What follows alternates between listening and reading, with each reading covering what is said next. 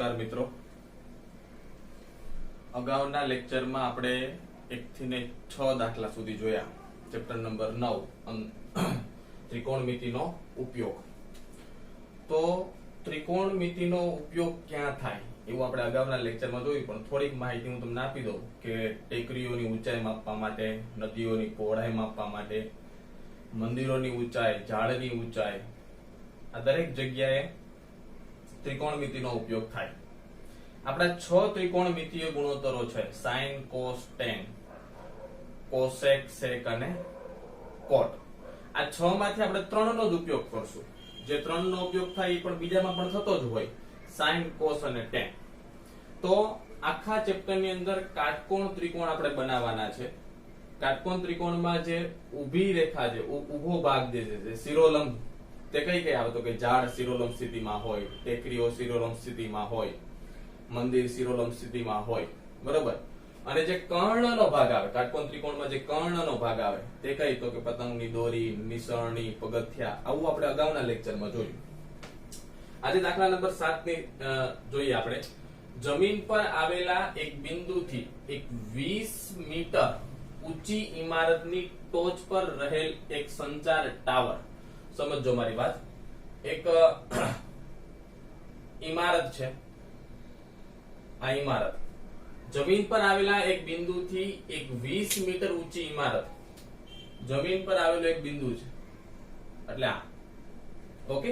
જમીન પર આવેલા એક બિંદુથી એક 20 મીટર ઊંચી ઇમારતની ટોચ, એટલે આ ઇમારત કેટલા મીટર ઊંચી છે તો કે 20 મીટર. સમજો, જમીન પર આવેલા એક બિંદુ, એટલે જમીન પરનું એક બિંદુ છે. હંમેશા આપણે કાટકોણ ત્રિકોણ જ બનાવવાના છે, પછી એક બને કે બે બને.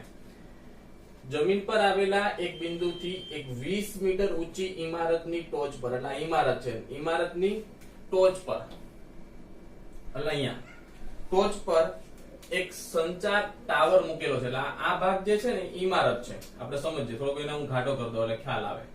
આ જે છે એ ઇમારત છે, અને ઇમારતની ઉપર શું મૂકેલો છે? એક ટાવર મૂકેલો છે. તો કે આ ટાવર છે. સંચાર ટાવરના તળિયો, એટલે આ ટાવરનું તળિયું કહેવાય અને ટાવરની ટોચ કહેવાય. ટાવરના તળિયા અને ટોચના ઉચ્છેદ કોણ, પહેલો તળિયું છે, જોજો મારી વાત. તળિયાનો ઉચ્છેદ કોણ કેટલાનો તો કે 45 નો. આ તળિયા સાથેના ઉચ્છેદ કોણનું માપ 45 અને ટોચના ઉચ્છેદ કોણનું માપ તો કે 60. આ ટાવરની ટોચ સાથેના ઉચ્છેદ કોણનું માપ એટલે કેટલાનું છે? તો કે 60 નું છે. તો ટાવરની ઊંચાઈ મેળવો. એટલે છોકરાઓ આ ટાવર છે, સમજો મારી વાત. આ ભાગ છે ને એ ટાવર છે, એટલે હું એને h દ્વારા સમજાવી દઉં. દરેક ખાસ સમજો મારી વાત અહીંયા કે રકમ પરથી તમારે કાટકોણ ત્રિકોણ જ બનાવવાના છે. આકૃતિ દોરતા આવડે એટલે દાખલાનું 50% કામ તમારું પતી ગયું. કે જમીન પર આવેલા એક બિંદુ છે, જમીન પરનું એક બિંદુ છે. જોજો, જમીન પર આવેલા એક બિંદુથી 20 મીટર ઊંચી ઇમારતની ટોચ, એટલે 20 મીટર ઊંચી ઇમારત છે. આ જોજો, ઇમારતની ઊંચાઈ કેટલી છે તો કે 20 મીટર છે. ટોચ પર એક સંચાર ટાવર મૂકેલો છે, એટલે આ ભાગ ટાવર છે ઉપર, ઇમારતની ઉપર. તો ટાવરનું તળિયું, એટલે તળિયું કહેવાય અને ટાવરની ટોચ કહેવાય. તળિયું અને ટોચના ઉચ્છેદ કોણનું માપ 45 અને 60 છે. તો ટાવરની ઊંચાઈ મેળવો. આપણે નામકરણ કરી દઈએ. જો A, B, C અને D, બરોબર છે. તો પહેલા લખીએ કે ભાઈ AB શું છે? AB એ ટાવરની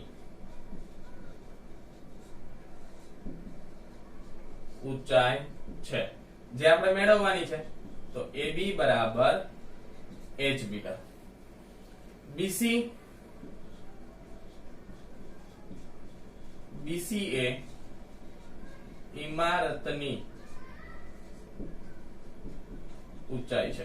કેટલી છે તો કે BC બરાબર 20 મીટર. છોકરાઓ આખો ટુકડો કેટલો થશે? કારણ કે મારે આખે ટુકડાની જરૂર પડશે. તો h પ્લસ 20 આખો એટલે AC.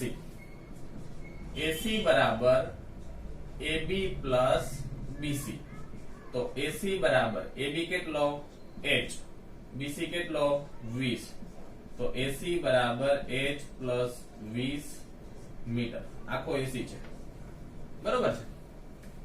અને જમીન પરનું કોઈક બિંદુ છે. આ જમીન પરના બિંદુથી તમે જુઓ તો ટાવરનું તળિયા સાથેના ઉચ્છેદ કોણનું માપ 45 અને ટાવરની ટોચ સાથેના ઉચ્છેદ કોણનું માપ કેટલું છે તો કે 60 છે. તો છોકરાઓ અહીંયા બે ત્રિકોણ બને. જો પહેલો ત્રિકોણ BCD એમાં ખૂણો C કેટલાનો 90 નો અને આ ખૂણો કેટલાનો 45 નો. બીજો ત્રિકોણ AC અને D કાટકોણ ત્રિકોણ જ લેવાના, એના સિવાયનો તો ABD થાય ત્રિકોણ, પણ એ ત્રિકોણ લેવાના નથી. આ ચેપ્ટરમાં બધા જ કાટકોણ ત્રિકોણ જેટલા છે લેવાના. તો બે ત્રિકોણ આપ્યા છે, બેમાં તમે કોઈ પણ એક ત્રિકોણની પસંદગી કરી શકો. હું પહેલા BCD ને લઈશ. એવું જરૂર નથી કે BCD ને જ લેવાનું, તમે ACD ને પણ લઈ શકો. પરંતુ મિત્રો એક વસ્તુ યાદ રાખજો કે ગુણોત્તર અને ત્રિકોણની બે બાજુ આ 3 પરિમાણ છે. 3 પરિમાણમાંથી બેની કિંમત તમને આપી હોય તો અને તો જ તમને ત્રીજાની કિંમત મળે, નહીતર ન મળે. તો તમે અહીં મારી વાત સમજો. BCD ત્રિકોણ છે, એમાં ખૂણો છે, સામેની બાજુ છે, પણ પાસેની બાજુનું માપ નથી આપ્યું મને. જો તો ખૂણો એક બાજુ ને એક બાજુ મને મળશે. 3 પરિમાણમાંથી બેની કિંમત છે તો ત્રીજાની મને મળે. પણ ACD માં તમે જો તો ખાલી ખૂણો છે, આખી બાજુ નથી આપી. H+20 છે પણ H અનનોન છે, H ને આપણે મેળવવાનો છે અને CD નથી આપણે આપી. તો ત્રિકોણ BCD માં માપ ખૂણો D માપ ખૂણો C બરાબર 90 અને ખૂણો BDC બરાબર 45. બરોબર છે. તો જે ત્રિકોણમાં ખૂણાનું માપ કાટકોણ ત્રિકોણમાં જે ખૂણાનું માપ 45 નું હોય તો સામેની બાજુનું માપ, સામેનો ખૂણો કેટલાનો થાય 45 નો થાય. આ ખૂણો 45 નો થાય, આ પણ કેટલાનો થશે 45 નો થાય. તો છોકરાઓ આ બે બાજુના માપ કેવા થાય સમાન જ થાય, પણ ગણતરી આપણે કરવી પડે. આ BC 20 છે તો CD પણ કેટલો આવશે 20. કાટકોણ ત્રિકોણમાં જે ખૂણાનું માપ 45 નું હોય એટલે સામેનો 45 નો થાય, કારણ કે સામસામેના ખૂણાઓની જોડ કેવી કહેવાય તો કે કોટિકોણ કહેવાય. કોટિકોણ એટલે આ બે ખૂણા સમાન, તો બે બાજુના માપ કેવા થાય સમાન થાય. આપણે જોઈએ તો tan 45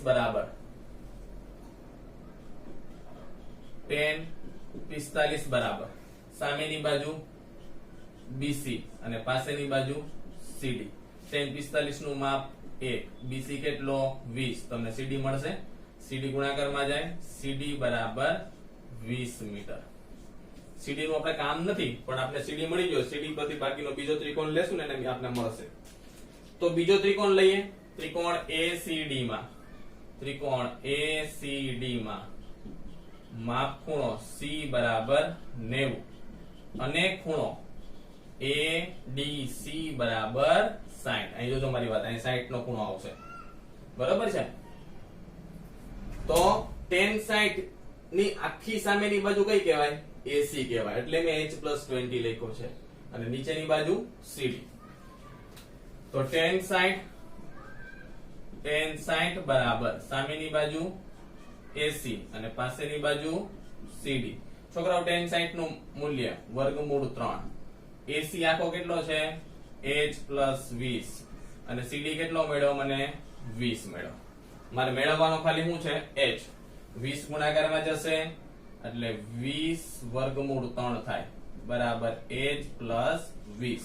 H ને સૂત્રનો કરતા કરીએ, H મેળવવો છે ને, 20 આ બાજુ આવશે તો 20 વર્ગમૂળ 3 -20 બરાબર H. છોકરાઓ આ બેમાં સામાન્ય કેટલો નીકળશે તો હું H ને પહેલા લખી દઉં. 20 સામાન્ય નીકળે તો વર્ગમૂળ 3 -1 મીટર. ટાવરની ઊંચાઈ કેટલી આવશે 20 કૌંસમાં વર્ગમૂળ 3 -1. ફરી એકવાર સમજો. ત્રિકોણ ACD આખો ત્રિકોણ છે, તો ત્રિકોણની સામેની બાજુનું માપ AC અને પાસેની બાજુનું માપ CD. tan 60 બરાબર સામેની બાજુના છેદમાં પાસેની બાજુ. tan 60 નું મૂલ્ય વર્ગમૂળ 3, AC કેટલો H+20 અને CD કેટલો તમને મળ્યો અહીંયા 20. તો મારે H ની કિંમત મેળવવી છે તો હું શું કરીશ, આ 20 ને ગુણાકારમાં જવા દેવાનો ને, તો 20 ગુણ્યા વર્ગમૂળ 3 બરાબર H+20. H ને સૂત્રનો કરતા કરીએ એટલે 20 આ બાજુ તો માઈનસ થાય અને આ બંનેમાં સામાન્ય કેટલો નીકળે 20 કૌંસમાં વર્ગમૂળ 3 -1.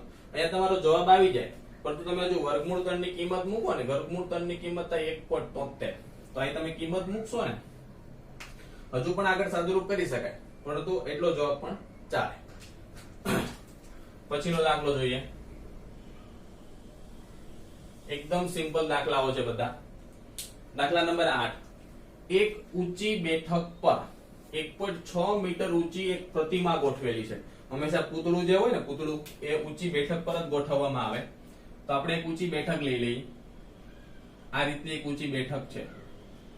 આ સેમ આના જેવો જ દાખલો છે. આ સમજો મારી વાત. એક ઊંચી બેઠક પર 1.6 મીટર ઊંચી એક પ્રતિમા મૂકેલી છે. એટલે આ જે છે ને એ બેઠક છે. બેઠકની ઉપર એક પ્રતિમા મૂકી છે, એટલે કે મૂર્તિ કે પૂતળું કોઈ પણ વસ્તુ મૂકેલે છે. એક ઊંચી બેઠક પર 1.6 મીટર ઊંચી એક પ્રતિમા, એટલે પ્રતિમાની ઊંચાઈ કેટલી છે? 1.6 મીટર. પ્રતિમાની ઊંચાઈ કેટલી થાય? 1.6 મીટર ગોઠવેલી છે. જમીન પરના એક બિંદુથી, એટલે જમીન પરનું, હંમેશા મિત્રો યાદ રાખજો, આ બાજુ છે ને એનો ઉલ્લેખ કોઈ દિવસ નહીં કર્યો હોય, પણ આપણે મગજમાં ખબર છે કે કાટકોણ ત્રિકોણ જ દોરવાનો છે, એટલે આ બાજુ તમારે દોર દેવાની. અને જમીન પરનું એક બિંદુ એટલે થોડું એનાથી દૂર લેવાનું. જમીન પરના એક બિંદુથી પ્રતિમાની ટોચ, છોકરાઓ પ્રતિમાની ટોચ એટલે આ પ્રતિમા કહેવાય. આ જે છે ને આ એ પ્રતિમા છે, અને આ જે છે ને આ એ બેઠક છે. સમજાય મારી વાત? એટલે ખાસ સમજો. આના જેવો જ દાખલો છે, એના જેવી જ આકૃતિ છે, પણ સમજ પડવી જોઈએ. જમીન પરના એક બિંદુ, એટલે જમીન પરના એક બિંદુથી પ્રતિમાની ટોચના ઉચ્છેદ કોણનું માપ 60 છે. એટલે પ્રતિમાની ટોચના ઉચ્છેદ કોણનું માપ કેટલું આપ્યું છે? 60 આપ્યું છે. અને બેઠકની ટોચના ઉચ્છેદ કોણ, એટલે બેઠકની ટોચ કઈ કહેવાય? આ બેઠકની ટોચ એ પ્રતિમાનું તળિયું કહેવાય. અને બેઠકનું તળિયું આ, પ્રતિમાની ટોચ આ. સમજો મારી વાત ખાસ. પ્રતિમા જે છે, પ્રતિમા એની ટોચ આ, પ્રતિમાનું તળિયું અને બેઠકની ટોચ એ બંને સરખું, અને બેઠકનું તળિયું એટલે નીચે.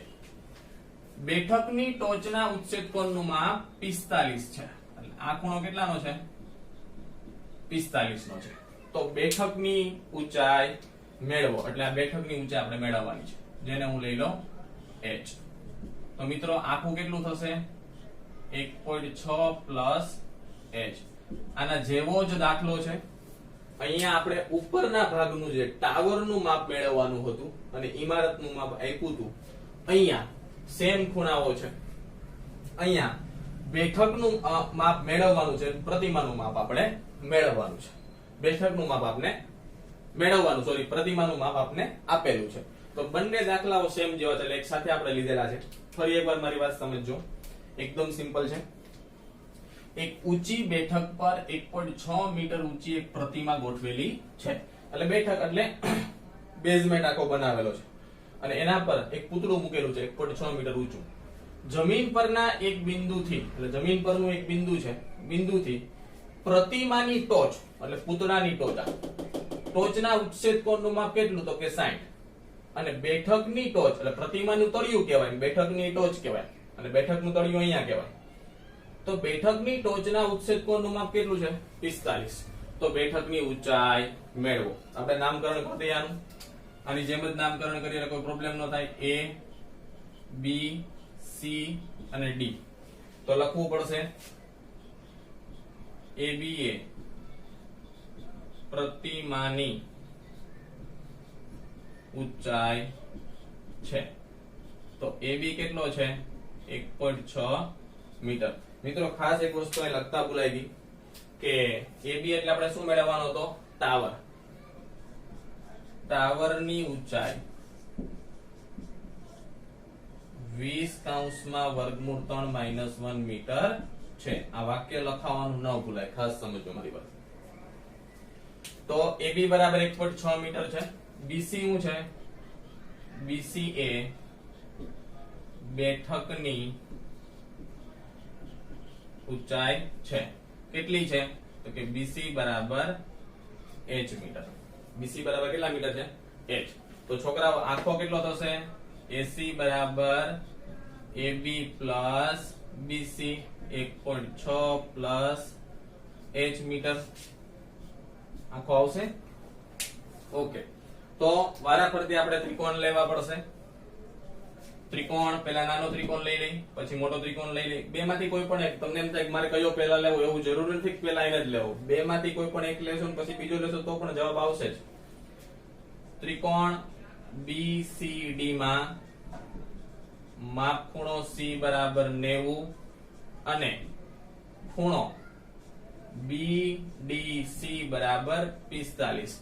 તો મિત્રો એક વસ્તુ યાદ રાખજો કે કાટકોણ ત્રિકોણમાં હું દર વખતે ઉલ્લેખ કરતો હોય, આગળના ચેપ્ટરમાં ઉલ્લેખ કર્યો હતો કે કાટકોણ ત્રિકોણની અંદર એક ખૂણો 90 નો છે, A, B અને C, અને એક ખૂણો તમને 45 નો કે તો સામેનું બાજુનું માપ કેટલું થાય?